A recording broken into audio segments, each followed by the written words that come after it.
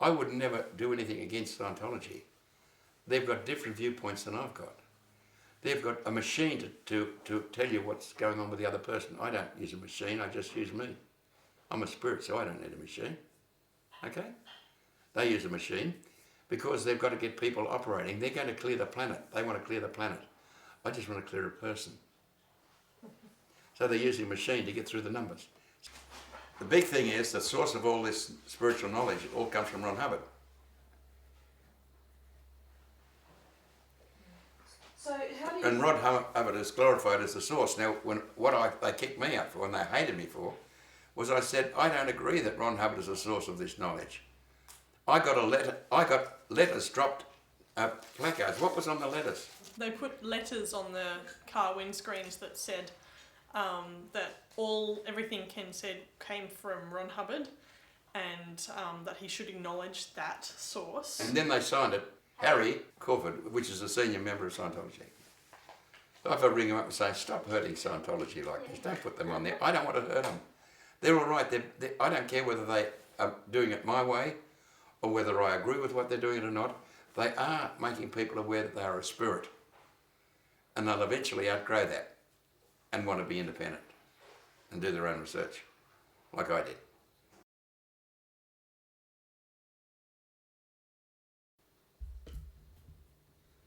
This is a physical manifestation of it, physical laws. 2 glasses. Say there's another glass, exactly the same amount of water in it. And this glass occupies the same space as that glass. At the same moment of time, using the same energy. How many glasses do I have? 2? No, I had 2 when it was over there. But when it occupies, there's another glass. Imagine there's another glass. Give me a glass. One of the same size. This is a law of physics. Duplication disappears. Anything duplicated disappears. Thank you. Got this glass here. Now I've got 2 glasses, haven't I? But if this glass occupies the same space as that glass, using the same energy, in the same moment of time, how many glasses would be in this head? 1, but I don't That's understand what happened to the other glass. Because this has duplicated it and it's now become this glass. Processing works with the same principle. You've got a picture in the unconscious, you duplicate it, and it comes to the conscious. It disappears out of the unconscious. Same principle.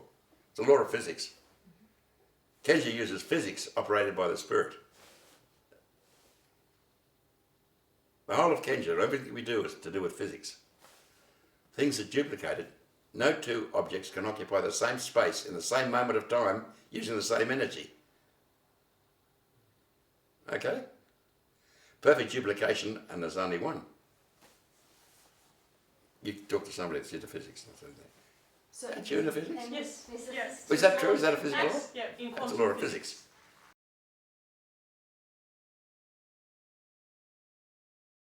As I say on my lectures, if you believe a word I say, you're a fool. You know? It's just a viewpoint. If you can use it and it arouses consciousness in you, have a survival thought, and so on, bully for you. Yeah, but I don't know what the truth is. The truth is an absolute. And and absolutes are impossible.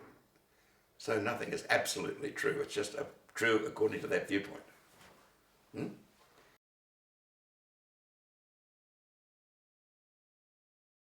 and do you ever feel like you've got followers as such? Followers? Yes, I think people want to follow me. I discourage that very thoughtfully because I will be very friendly with them and I'll let them follow me. Then I'll tell them they're bloody idiots, you know, that they'll never master anything while they have a master. While ever they kind of master, they'll always be followers. They will never master anything. But if you feel that you're going through that and you must do that, that's okay, you'll get over that. But I don't want followers and I don't accept you as a follower. I lead myself. My guru is my human, the human spirit in me, and the human spirit in other people. That's my guru. I'm part of the spiritual universe, not the physical universe. You want to follow me? Get to be part of the spiritual universe.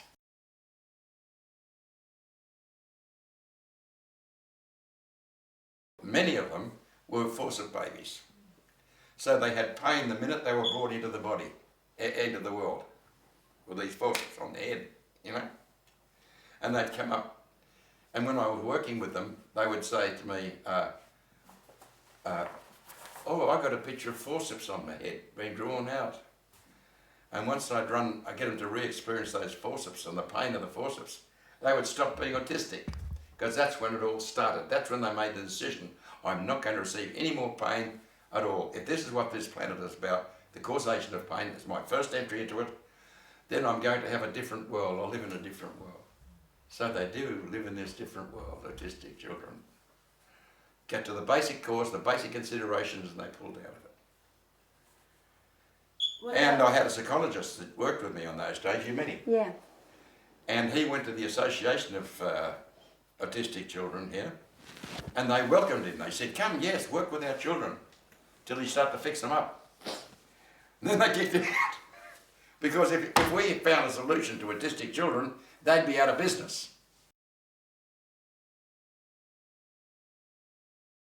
We won't work with people who are involved in illegal drugs, criminality. We don't work with people who are involved in criminality. We won't work with people who are, say, destroying their lives with alcohol. And we won't work with people who are basically suppressive towards mankind. Anybody that, and also this is important, Yeah. excuse me for interrupting, this is important, that we won't allow anybody in Kenja that would put our children, the children of Kenja, at any form of risk. Yeah. Yeah, that's very important. You'll find that in the Code of Ethics, that we've established over the years a safe environment, not just for adults but for children as well. So anybody who would counter-create against that certainly doesn't have a place in the game.